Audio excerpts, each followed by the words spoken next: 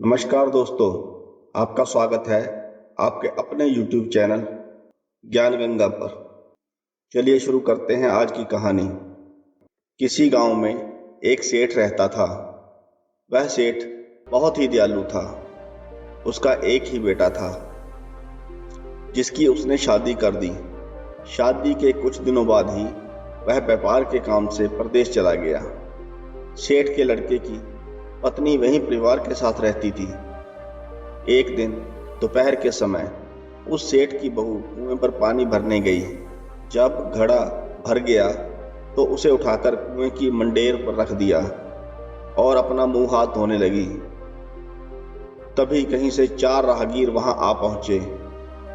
वह राहगीर सेठ के बेटे की पत्नी से कहते हैं, बहन, हम बहुत दूर से आए हैं और हमें बहुत प्यास लगी है, तुम हमें पानी पिला दो। सेठ की बहू को पानी पिलाने में थोड़ी झिझक महसूस हुई, क्योंकि उस समय कम कपड़े पहने हुए थी। उसके पास लोटा या गिलास भी नहीं था जिससे वह पानी पिला देती। इसी कारण वहां उन राहगीरों को पानी पिलाना उसे ठीक नहीं लगा। सेठ की बहू बोली, मैं तुम्हें पानी जरूर पिला दूंगी, लेकिन उससे पहले आपको मेरे कुछ प्रश्नों के उत्तर देने होंगे। अगर आपने मेरे सवालों का सही जवाब दे दिया तो मैं आपको पानी पिला दूंगी, नहीं तो मैं पानी नहीं पिलाऊंगी। लेकिन तभी उनमें से एक राहगीर बोल उठा कि बहन, मैं बहुत प्यासा हूँ, क्या तुम मुझे पानी पिला दोगी? सेठ की बहू ने उससे पूछा, आप कौन हैं? राहगीर ने कहा, मैं एक यात्री हूँ, हमें बहुत प्यास लगी हुई है, कृपया आप जल्दी से हमें पानी पिला दीजिए।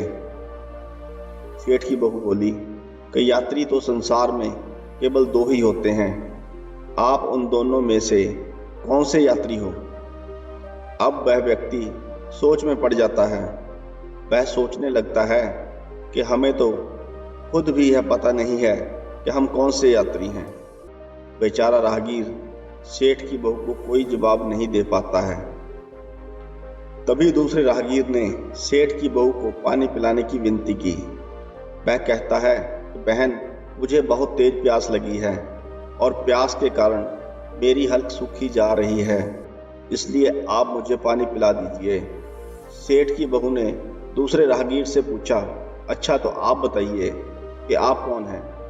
दूसरा राहगीर तुरंत बोल उठा, मैं तो एक गरीब आदमी हूँ। सेठ की बहू बोली, भैया, संसार में गरीब तो केवल 2 ही होते हैं, आप उनमें से कौन से गरीब हैं?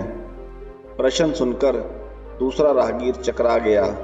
उसको समझ नहीं आ रहा था कि वह क्या जवाब दे। जब उसको कोई जवाब नहीं सूझा तो वह चुपचाप हट गया। तीसरा राहगीर बोला, बहन, मुझे बहुत प्यास लगी है, ईश्वर के लिए तुम मुझे पानी पिला दो। बहू ने पूछा कि अब आप कौन हैं? तीसरा राहगीर बोला, बहन, मैं तो एक अनपढ़ गवार हूँ। यह सुनकर बहू बोली, अरे भाई, इस संसार में अनपढ़ गवार तो बस 2 ही होते हैं, आप उनमें से कौन हैं? वह व्यक्ति भी सोच में पड़ जाता है। वह सोचने लगता है, मुझे तो खुद भी यह पता नहीं है कि मैं कौन सा अनपढ़ गवार हूँ। वह बेचारा भी सेठ की बहू को कोई जवाब नहीं दे पाता है। अंत में चौथा राहगीर आगे आया और बोला, बहन, मेहरबानी करके मुझे पानी पिला दें। प्यासे को पानी पिलाना तो बड़े पुण्य का काम होता है। सेठ की बहू बड़ी ही चतुर और होशियार थी। उसने चौथे राहगीर से पूछा कि ठीक है, आप ही बता दीजिए कि आप कौन हैं। यदि तुमने बता दिया तो मैं तुम्हें जरूर पानी पिला दूंगी। वह राहगीर अपनी खीज छिपाते हुए बोला कि बहन, मैं तो बड़ा ही मूर्ख हूँ, आप मुझे पानी पिला दीजिए। सेठ की बहू ने कहा कि मूर्ख तो संसार में केवल 2 ही होते हैं, आप उनमें से कौन से मूर्ख हैं? वह बेचारा भी उसके प्रश्न का उत्तर नहीं दे सका। चारों बगैर पानी पिए प्यास से ही वहां से जाने लगे तो बहू बोली कि भाई, यहाँ से थोड़ी ही दूर पर मेरा घर है, आप लोग कृपया वहीं चलिए, मैं आप लोगों को पानी पिला दूंगी। चारों राहगीर उसके घर की तरफ चल पड़े। इसी बीच सेठ की बहू ने पानी का घड़ा उठाया और छोटे रास्ते से अपने घर पहुंच गई। घर पहुंचकर उसने घड़ा रख दिया और अपने कपड़े ठीक तरह से पहन लिए। इतने में वे चारों राहगीर उसके घर पहुंच गए। बहू ने उन सभी को गुड़ दिया और पानी पिलाया। पानी पीने के बाद वे राहगीर अपनी राह चल पड़े। सेठ उस समय घर में एक तरफ बैठा यह सब देख रहा था। उसे बड़ा दुख हुआ। वह सोचने लगा, इसका पति तो व्यापार करने के लिए प्रदेश गया है और यह उसकी गैर हाजिरी में पराये मर्दों को घर बुलाती है, उनके साथ हंसती बोलती है। इसे तो मेरा भी लिहाज नहीं है। यह सब देख अगर मैं चुप रह गया तो आगे से इसकी हिम्मत और बढ़ जाएगी। मेरे सामने इसे किसी से बोलते बतियाते शर्म नहीं आती तो मेरे पीछे ना जाने क्या क्या करती होगी। फिर एक बात यह भी है कि कोई बीमारी अपने आप ठीक नहीं होती, उसके लिए वैद्य के पास जाना पड़ता है। क्यों ना इसका फैसला राजा पर ही छोड़ दूं। यही सोचकर वह सीधा राजा के पास जा पहुंचा और अपनी परेशानी बताई। सेठ की बातें सुनकर राजा ने उसी वक्त बहू को बुलाने के लिए सिपाही भेज दिए और उनसे कहा, तुरंत सेठ की बहू को राजसभा में उपस्थित किया जाए। राजा के सैनिक सेठ के घर आते हैं और उसकी बहू से कहते हैं कि तुम्हें राजा ने दरबार में हाजिर होने का हुक्म दिया है। राजा के सिपाहियों को अपने घर आया देखकर उस सेठ की पत्नी ने अपनी बहू से पूछा कि क्या बात है बहू रानी, क्या तुम्हारी किसी से कहा सुनी हो गई थी जो उसकी शिकायत पर राजा ने तुम्हें बुलाने के लिए सिपाही भेज दिए। बहू ने सास की चिंता को दूर करते हुए कहा, नहीं सासू माँ, मेरी किसी से कोई कहा सुनी नहीं हुई है, आप जरा भी फिक्र ना करें। सास को आश्वस्त कर वह सिपाहियों से बोली, तुम पहले अपने राजा से यह पूछ कर आओ कि उन्होंने मुझे किस रूप में बुलाया है, बहन, बेटी या फिर बहू के रूप में। किस रूप में मैं उनकी राजसभा में आऊं। बहू की बात सुन सिपाही वापस चले गए। उन्होंने राजा को सारी बात बताई। राजा ने तुरंत आदेश दिया कि पालकी लेकर जाओ और कहना कि उसे बहू के रूप में बुलाया गया है। सिपाहियों ने राजा की आज्ञा के अनुसार जाकर सेठ की बहू से कहा, राजा ने आपको बहू के रूप में आने के लिए पालकी भेजी है। बहू उसी समय पालकी में बैठकर राजसभा में जा पहुंची। राजा ने बहू से कहा कि तुम दूसरे पुरुषों को अपने घर क्यों बुला लाई जबकि तुम्हारा पति घर पर नहीं है। बहू बोली, महाराज, मैंने तो केवल कर्तव्य का पालन किया। प्यासे पथिकों को पानी पिलाना कोई अपराध नहीं है। यह हर गृहिणी का कर्तव्य है। जब मैं कुएं पर पानी भरने गई थी तब मेरे तन पर कपड़े अजनबियों के सम्मुख उपस्थित होने के अनुरूप नहीं थे। इसी कारण उन राहगीरों को कुएं पर पानी नहीं पिलाया।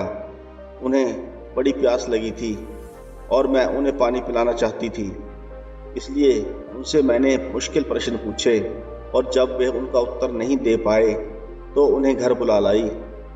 घर पहुंचकर ही उन्हें पानी पिलाना उचित था। राजा को बहू की बात ठीक लगी। राजा को उन प्रश्नों के बारे में जानने की बड़ी उत्सुकता हुई जो बहू ने चारों राहगीरों से पूछे थे। राजा ने सेठ की बहू से कहा, भला मैं भी तो सुनूं कि वह कौन से प्रश्न थे जिनका उत्तर वे लोग नहीं दे पाए। बहू ने तब वे सभी प्रश्न दोहरा दिए। बहू के प्रश्न सुन राजा और सभासद चकित रह गए। फिर राजा ने उनसे कहा, तुम खुद ही इन प्रश्नों के उत्तर दो। हम अब तुमसे यह जानना चाहते हैं। बहू बोली, महाराज, मेरी दृष्टि में पहले प्रश्न का उत्तर है कि संसार में सिर्फ दो ही यात्री हैं, सूर्य और चंद्रमा। मेरे दूसरे प्रश्न का उत्तर है कि बहू और गाय इस पृथ्वी पर ऐसे दो प्राणी हैं जो गरीब हैं। अब मैं तीसरे प्रश्न का उत्तर सुनाती हूँ। महाराज, हर इंसान के साथ हमेशा अनपढ़ ग्वारों की तरह जो हमेशा चलते रहते हैं वे हैं भोजन और पानी। चौथे आदमी ने कहा था कि वह मूर्ख है, और जब मैंने उससे पूछा कि मूर्ख तो दो ही होते हैं, तुम उनमें से कौन से मूर्ख हो, तो वह उत्तर नहीं दे पाया। इतना कहकर वह चुप हो गई। राजा ने बड़े आश्चर्य से पूछा, क्या तुम्हारी नज़र में इस संसार में दो ही मूर्ख हैं? हाँ महाराज, इस घड़ी, इस समय मेरी नज़र में सिर्फ दो ही मूर्ख हैं।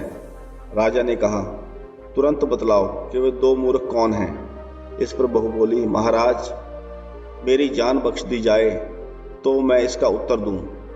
राजा को बड़ी उत्सुकता थी यह जानने की कि वे दो मूर्ख कौन हैं, सो उसने तुरंत बहू से कह दिया, तुम निसंकोच कहो, हम वचन देते हैं तुम्हें कोई सजा नहीं दी जाएगी। बहू बोली, महाराज, मेरे सामने इस वक्त बस दो ही मूर्ख हैं। फिर अपने ससुर की ओर हाथ जोड़कर कहने लगी, पहले मूर्ख तो मेरे ससुर जी हैं, जो पूरी बात जाने बिना ही अपनी बहू की शिकायत राजदरबार में की। अगर इन्हें शक हुआ ही था तो यह पहले मुझसे पूछ तो लेते, मैं खुद ही इन्हें सारी बात बता देती। इस तरह घर परिवार की बेइज्जती तो नहीं होती। ससुर को अपनी गलती का एहसास हुआ। उसने बहू से माफ़ी मांगी। बहू चुप रही। राजा ने तब पूछा, और दूसरा मूर्ख कौन है? बहू ने कहा, दूसरा मूर्ख खुद इस राज्य का राजा है, जिसने अपनी बहू की मान मर्यादा का जरा भी ख्याल नहीं किया और सोचे समझे बिना ही बहू को भरी राजसभा में बुलवा लिया। बहू की बात सुनकर राजा पहले तो क्रोध से आग बबूला हो गया, परंतु तभी सारी बातें उसकी समझ में आ गई। समझ में आने पर राजा ने बहू को उसकी समझदारी और चतुराई की सराहना करते हुए उसे ढेर सारे पुरस्कार देकर सम्मान सहित विदा किया। आशा करते हैं आपको यह कहानी पसंद आई होगी। अगर आपको यह कहानी पसंद आई हो तो वीडियो को लाइक करें, चैनल को सब्सक्राइब करें। वीडियो को अंत तक सुनने के लिए आपका धन्यवाद।